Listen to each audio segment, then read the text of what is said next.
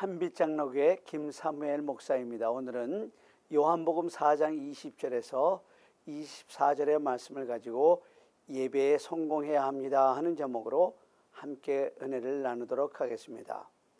아마 연세 드신 분들은 제인 폰다라는 금발의 영화 배우를 기억하실 겁니다. 그런 분들에게도 제인 폰다가 출연한 영화 이름을 대라면 아마 잘 기억이 나지 않으실 겁니다. 물론 그녀는 1978년 커밍 홈 귀향이라는 영화로 아카데미상을 수상했지만 그녀는 영화 배우라기보다는 오히려 반전운동가, 특별히 월남전 반전운동가로 더욱 기억에 남을 겁니다. 1972년 공산치하에 있던 북베트남의 하노이를 방문한 폰다는 미국 전투기를 격추하기 위해 조준한 소련제 대공포에 올라타 반전운동과 더불어 미국의 전투기를 격추시킨 월맹 공산당을 찬양하는 인터뷰를 하므로 미국인들에게 엄청난 충격을 안겨주었습니다. 저도 그때 신문에 난 그 사진을 지금도 생생하게 기억하고 있습니다. 그 후로 그녀는 하노이 제인이라는 불명예스러운 별명으로 더 많이 불려졌습니다. 그런 그녀가 또 한 번 세간을 떠들썩하게 한 사건은 1991년 당시 미국 최고의 방송인이라고 불리던 CNN의 창업자 테드 터너와 결혼하면서였습니다. 정말 전혀 어울리지 않을 것 같은 두 사람의 결혼을 하였습니다. 두 사람은 다 세 번째 결혼이었는데 혹시나 했는데 역시나 그들은 10년 만인 2001년에 이혼을 했습니다. 근데 그 이혼 사유가 특이합니다.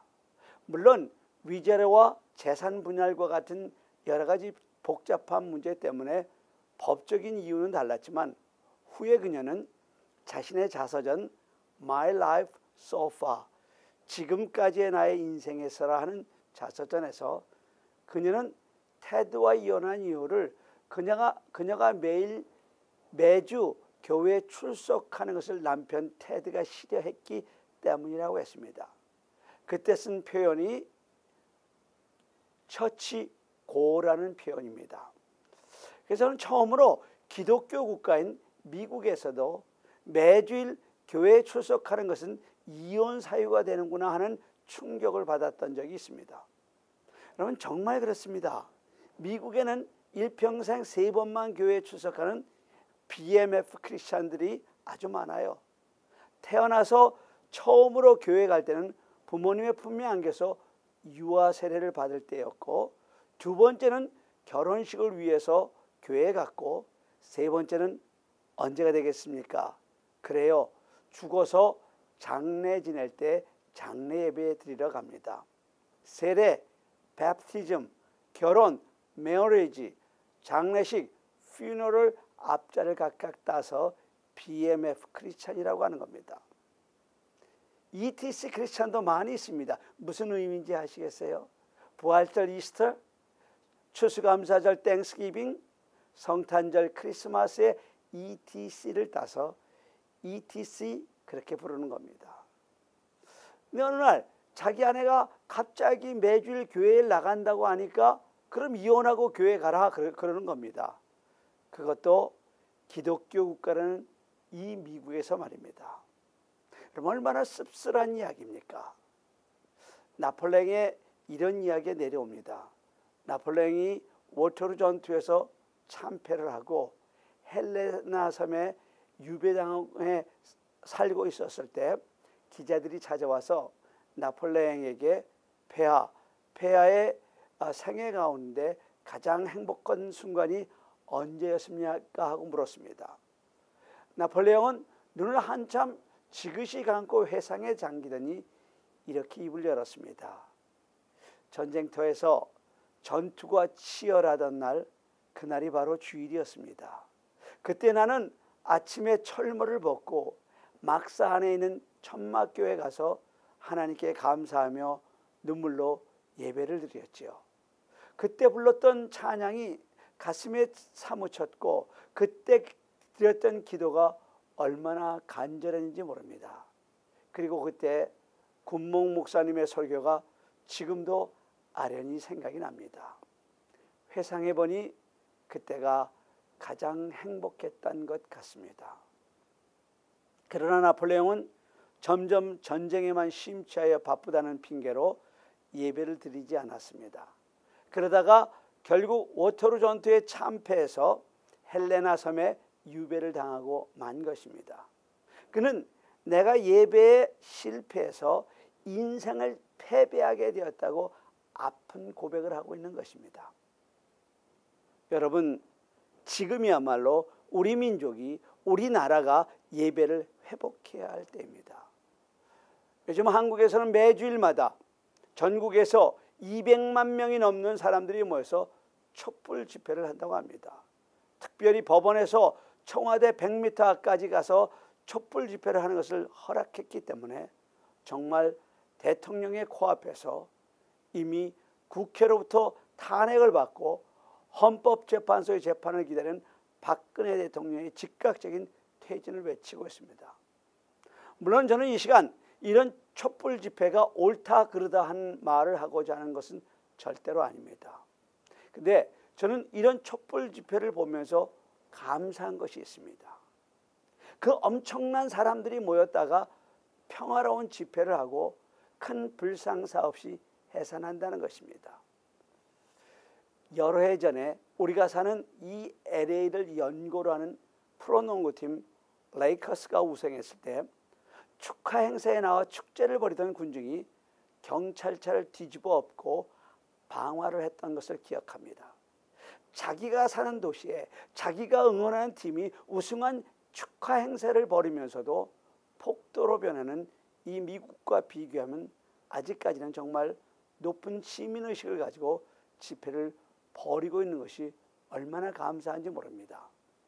그런데 이보다 더 저에게 감사한 것은 촛불 집회가 하나님께 예배를 드리는 주일이 아닌 토요일 저녁에 실시되고 주일에는 성도들이 각자 자기 교회에 모여서 하나님 앞에 나라와 민족을 위해 기도하고 예배 드린다는 사실이 얼마나 감사한지 모릅니다.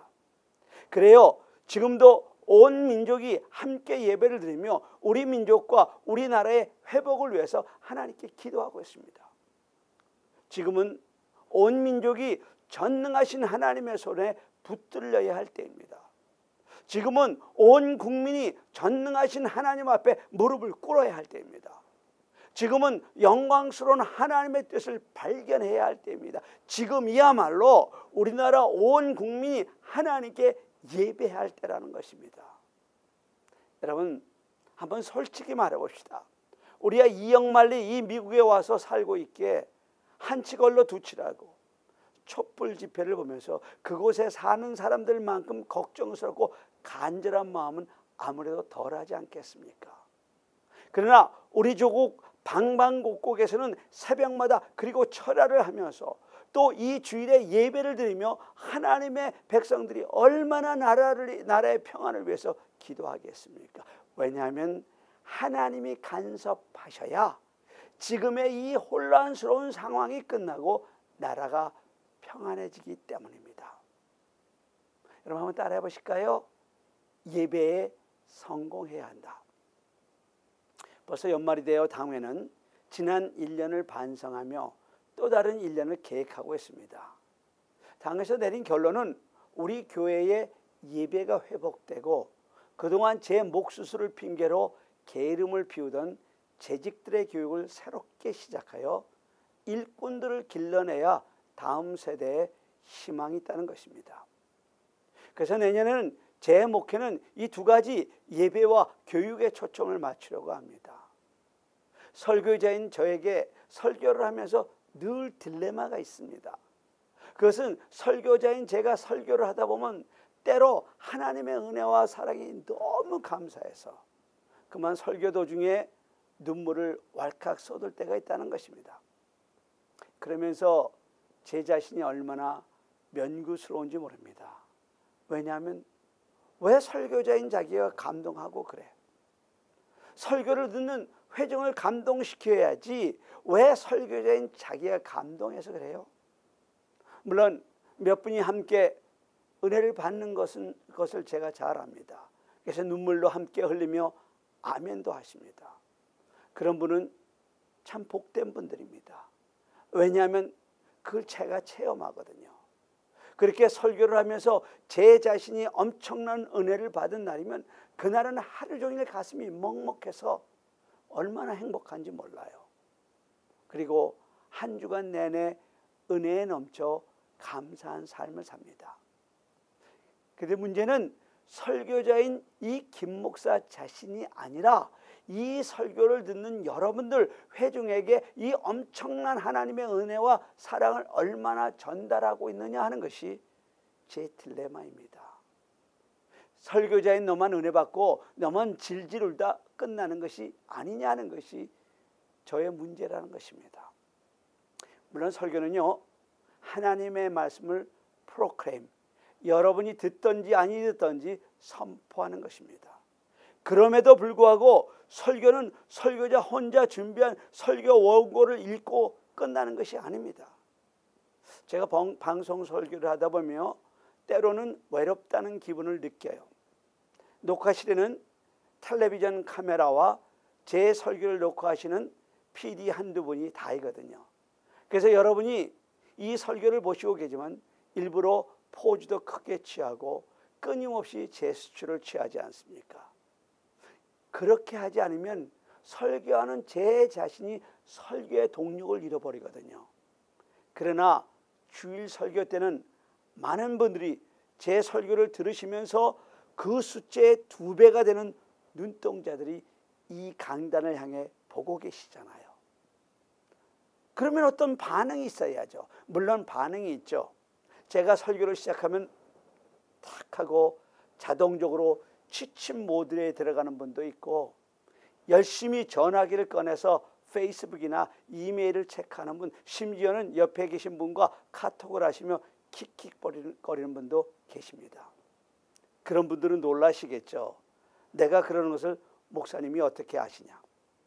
제가 이유에서 있어도 다 보여요. 저는 그런 분들이 참 불쌍해요.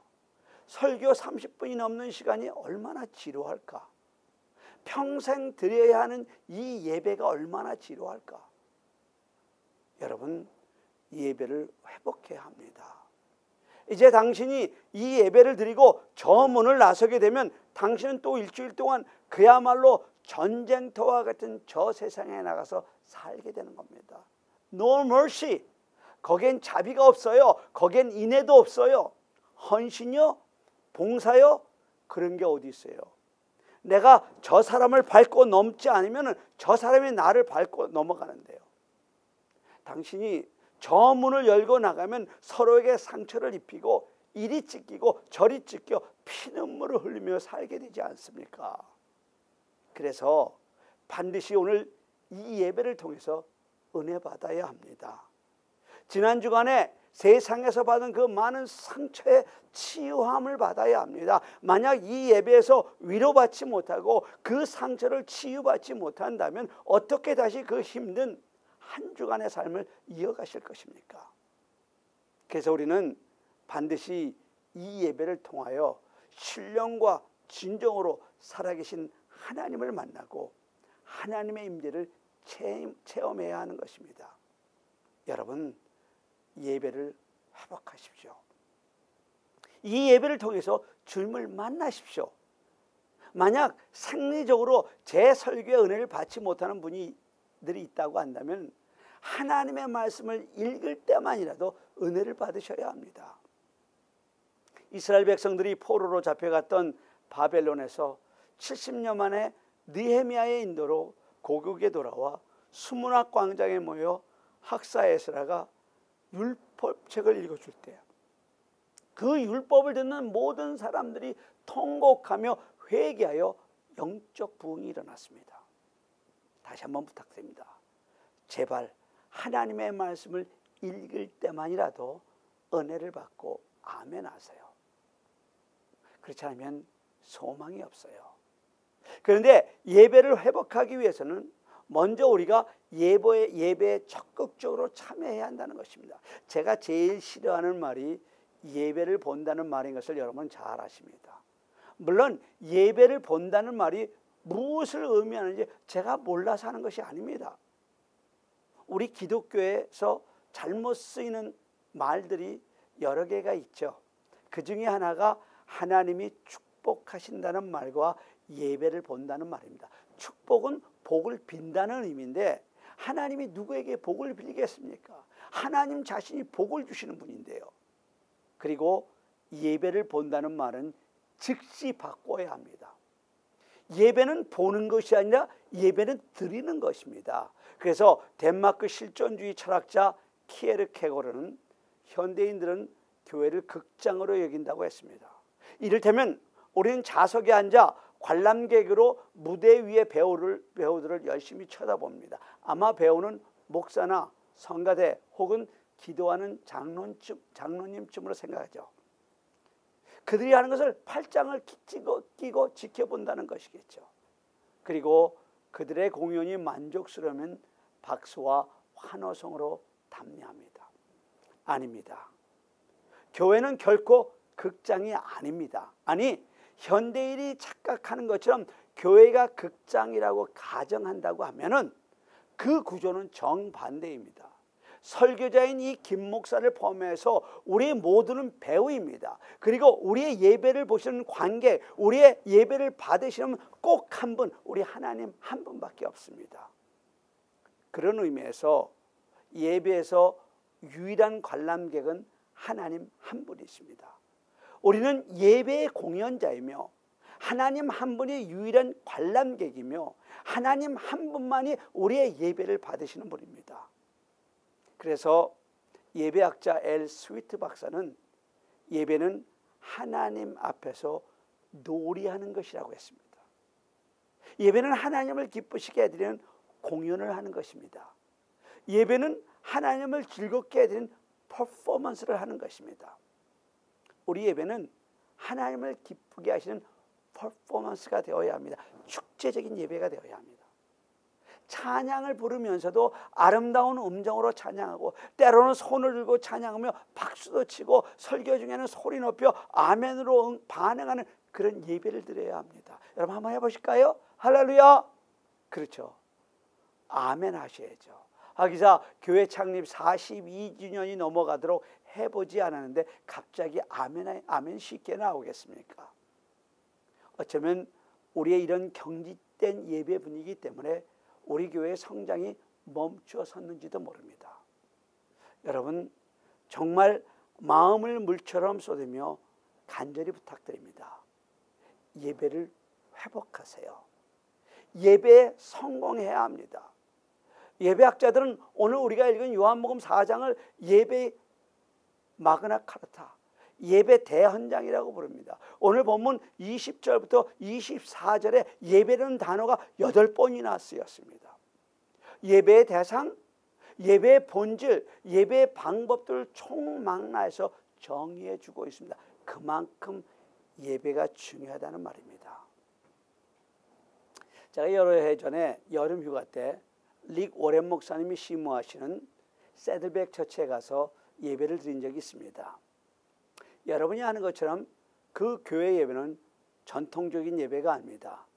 물론 장소 자체가 전통적인 예배를 드릴 수 있는 장소도 아닙니다. 애나하임에 있는 수정교회의 분위기와는 하늘과 땅 차이입니다. 설교를 하는 릭 워렌 목사님도 아주 편안한 복장, 그날은 반팔 흰색 와이셔츠에 청바지를 입고 나오셨던 것으로 기억됩니다. 그렇다고 분위기가 어수선하지 않았습니다. 아주 질서정연했습니다. 예배는 어떤 형식에 매이지 않았고 예배 시간의 대부분은 뜨거운 찬양과 목사님의 설교가 차지했습니다. 목회를 하는 저에게 가장 부러웠던 것은 예배의 기쁨이 넘쳤고 특별히 성도들은 은혜를 받은 것에 대해 표현을 자유롭게 했다는 것입니다. 물론 흑인교회, 침례교회 예배처럼 어수선한 그런 분위기는 아니었습니다. 많은 사람들이 새들백 처치의 성장한 그 뒷배경에는 소그룹 운동이 있다고 얘기를 합니다. 지금도 매주일 수천 개의 소그룹이 진행되고 있다고 합니다. 그러나 역시 교회의 심장은 예배입니다. 그래서 교회를 예배 공동체라고 하는 겁니다. 교회는 하나님께 예배드리기 위해 이 땅에 존재하는 것입니다. 예배는 성도들로 하여금 마음과 생각과 힘을 다해 하나님께 올인시키는 역할을 합니다. 부흥하는 교회일수록 예배가 활기에 넘치며 예배하는, 구경하는 예배가 아닌 참여하는 예배를 드리고 있습니다. 우리 한빛교회에 이런 예배의 회복이 있기를 간절히 바랍니다. 제가 23절을 읽겠습니다. 아버지께 참되게 예배하는 자들은 영과 진리로 예배할 때가 오나니 곧 이때라. 아버지께서는 자기에게 이렇게 예배하는 자들을 찾으시느니라. 하나님께서는 예배하는 자를 찾으신다고 말씀하십니다. 몽골의 울란바토르에서 일어난 일을 하나 소개합니다. 한국의 선교사가 개척한 교회에 듣지 못하였는데 기도를 통해서 듣게 된 벌로라는 자매가 있었습니다. 근데 어느 주일에 이 자매가 예배 시간에 땀으로 뒤범벅이 되어 아주 급하게 교회에 들어와 앉았습니다. 그 선교사님이 왜 그렇게 땀을 흘리며 급하게 예배당에 들어왔냐고 물었습니다. 그 자매의 대답이 이랬습니다. 예배 몇 시간 전에 소를 잃어버려서 소를 찾으러 온 벌판을 뛰어다니다가 예배 시간이 임박한 것을 알고 소 찾기를 보류하고 예배드리기 위해서 그 넓은 평원을 가로질러 달려왔다는 것입니다.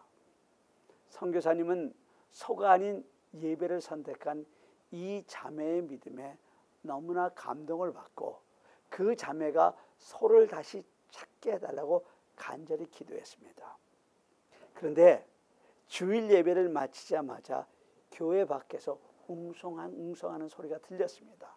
그것은 벌러르 자매가 잃어버렸던 소가 자기 집이 아닌 예배당으로 찾아온 것입니다. 여러분, 얼마나 신비한 축복입니까? 하나님은 이처럼 예배하는 자를 찾으시고 축복하십니다. 이 이야기는 몽골 울란바토르에서 선교하신 이용규 선교사의 내려놓음이라는 책에 나오는 이야기입니다. 우리 중에도 일 대신, 직장 대신 주일과 예배를 더 중히 여기고 주일 성수를 정말 생명처럼 여기는 믿음의 사람들이 있음을 하나님께 감사를 드립니다.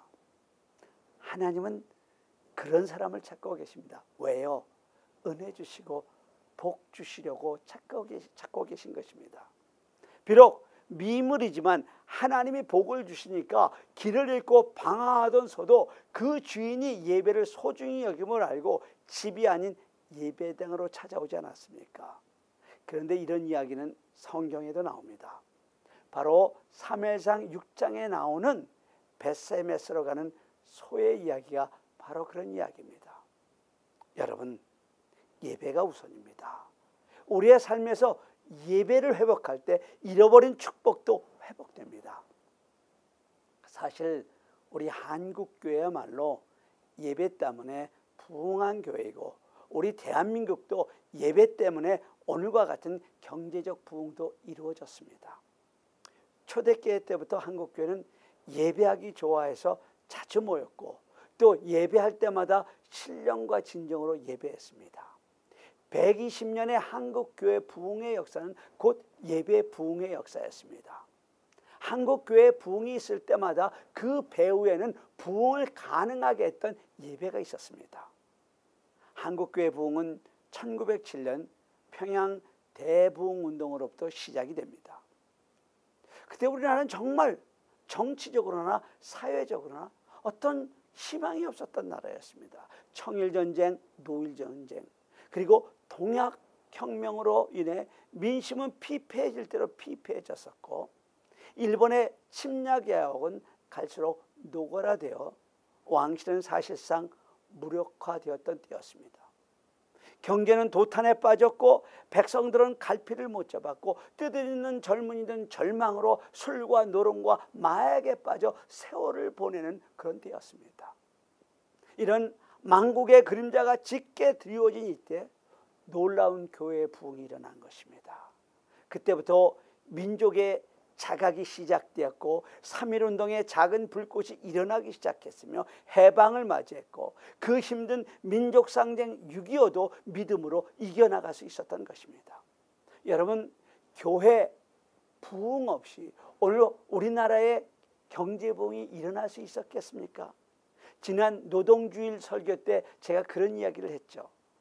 공터에 줄을 긋고 땀을 흘리며 정구를 치고 있던 두 선교사님을 보고 선교사님과 가까이 지내던 황실의 높은 분이 지나가시다가 그 모습을 보고 혀를 끌끌끌 차면서 선교사님들 그렇게 어려운 일들은 아래 것들이나 시키지요 했다고 하지 않습니까?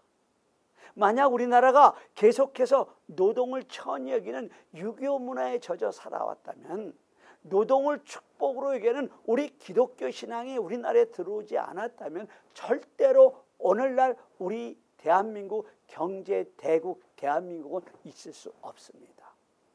그래서 우리 대한민국도 예배의 부흥을 통해서 경제적 부흥을 이루었다고 제가 말씀드린 것입니다. 여러분, 그렇습니다.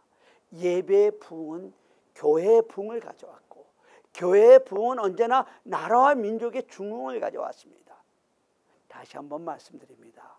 지금은 예배를 회복해야 할 때입니다. 지금은 온 민족이 전능하신 하나님의 손에 붙들려야 할 때입니다. 지금은 온 국민이 전능하신 하나님 앞에 무릎을 꿇어야 할 때입니다. 지금은 영광스러운 하나님의 뜻을 발견해야 할 때입니다. 지금은 예배에 승리해야 할 때입니다. 지금이야말로 우리나라 온 국민이 하나님께 예배할 때입니다. 오늘의 답답한 조국의 현실과 마치 럭비공처럼 어디로 튈지 모르는 이 미국의 미래를 걱정하신다면 먼저 예배를 회복하십시오.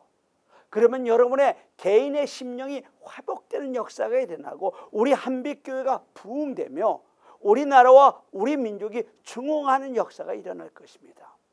우리가 사는 이 미국이 다시금 믿음에 굳게 서는 그런 역사가 일어날 것입니다. 마지막으로 한 번 더 부탁드립니다. 예배를 회복하십시오. 우리 다 같이 기도드리시겠습니다.